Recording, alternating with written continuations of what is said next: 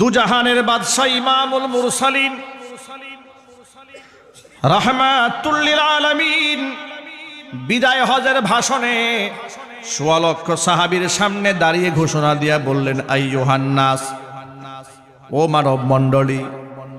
ইন্না রব্বাকুম ওয়াহিদুন, তোমাদের রব একজন, ওয়া ইন্না আবাকুম ওয়াহিদুন, তোমাদের আদি পিতা তিনিও একজন, কুল্লুকুম লিআদামা, তোমরা প্রত্যেকে আদমের সন্তান, ও আদামু মিন তুরাবিন, আর আদম এসেছে মাটি থেকে,